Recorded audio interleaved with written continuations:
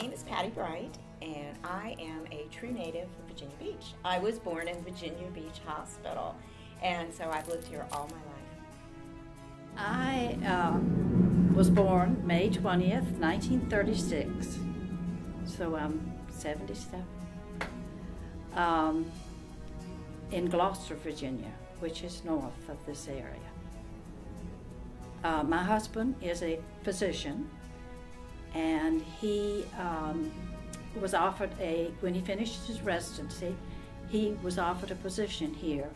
The new Virginia Beach General Hospital was just being built, and he's a pediatrician. They needed a board-certified pediatrician, and so we moved to Virginia Beach.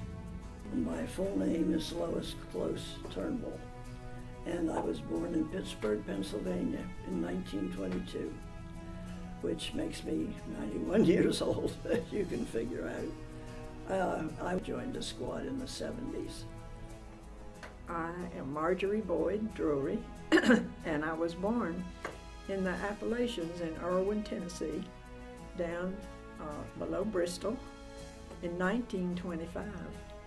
And I met my husband in college, and his first job was here at Virginia Beach, and that's how I landed at the beach. My name is Nancy Crane. We moved here in '64, yes, from Norfolk, so I'm basically local. I have 3 children and a husband.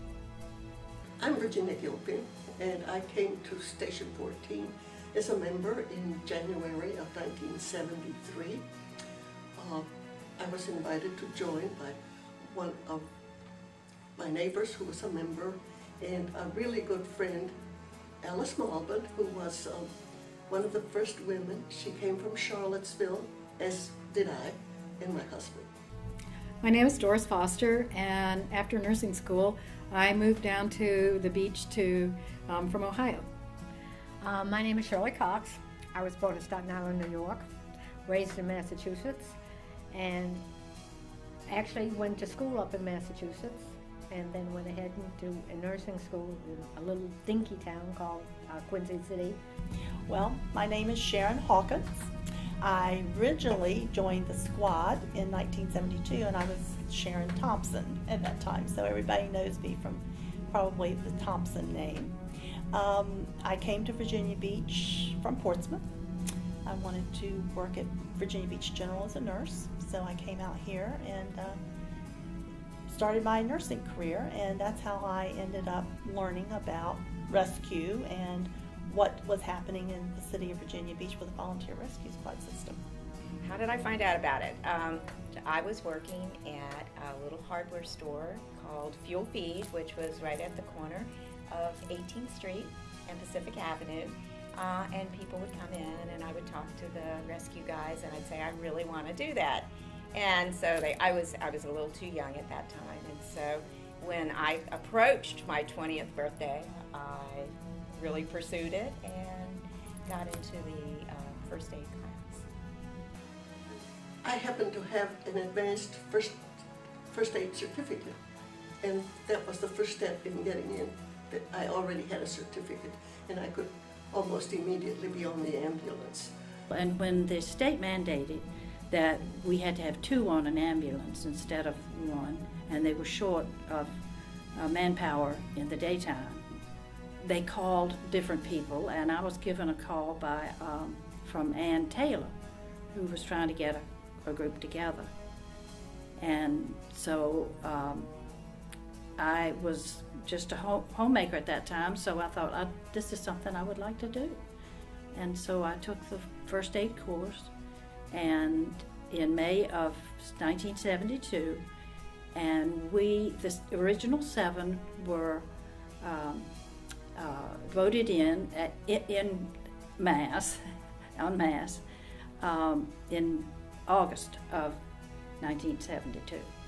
Actually, what happened after my 3rd child, I became very ill. And my husband called the doctor, and the doctor said, don't move her. So he came out to the house, which is something they don't do anymore. And he said, don't move her. and he called the rescue squad. And it was E.J. Mills and Jimmy Carter. And they were so good and so kind to me. And I said, you know, when my kids get older, I want to do something like that. And so that's how I started. And I was there 10 years. Well, the general public were not used to seeing women on the unit. And that, the people that we took care of, it took a little bit of them getting used to us being out there. At that time, there were no, the fire company didn't have female firefighters. There were very few female police officers. So there were not many women on the front lines of emergency medicine or emergency services. So, but when they're in pain, they'll take what they can get. And we were there. We became a family. In the beginning, the first 7 women, I think, were some of the concerns in the squad were mixing women and men. What was going to happen? There were probably nervous wives. There were proprietary, moral things that people wanted to have a handle on. Should men and women be staying in an empty building alone at night together to run duty? When I first started, you ran a 6-hour shift, and it was Monday through Friday. And you either ran from 6 in the morning to 12 noon or 12 noon to 6 p.m. And that was your commitment. Then they realized that women really could do this, so then they started having this run. We did a rotation on Saturdays and Sundays. After that, people were starting to join, and more women got interested, but they couldn't do daytime, and they could only do evenings or weekends. And there was a lot of tension as far as to let women run at night. But finally, it was decided that put up for a vote, and people voted to let women run.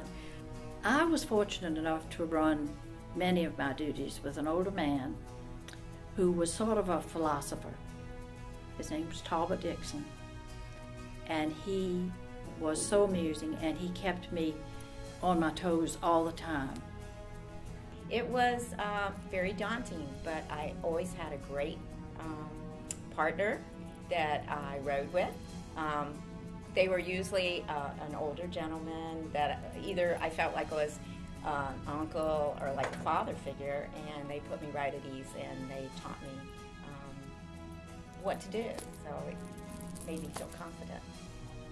And I ran with Ned Langhorne, and he was very up on it because he'd been on it for a long time, so I got a lot from him.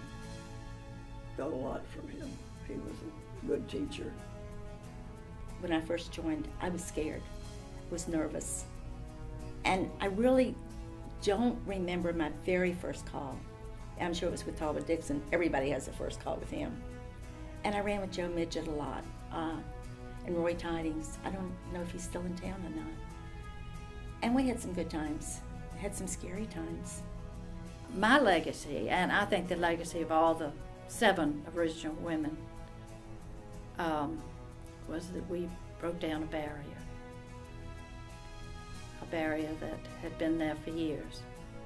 And strictly because our services were needed, we were able to break down a barrier in the battle of the sexes, if you will, and took a rightful place in the development of this rescue squad. I just want to be remembered for being here and being accepted for all this number of years by the membership, and just to be here. For me, especially because I was a single mom, I was not a nurse. I was just barely 21.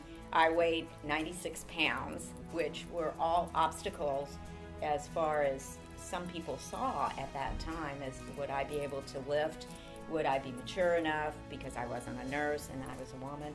I think we paved the way as showing that women can step up and just move forward. And it's really nice to see how it's evolved. It's a wonderful opportunity to give back something of yourself, and a major thing, and it's educational. I would say absolutely pursue it. Look into the possibilities, and if you find that this is your thing, then do it. Absolutely do it.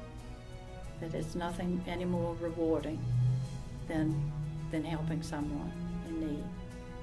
I think it changed a lot, but to think that it's all volunteer is just, I'm sure the good Lord smiles at you all.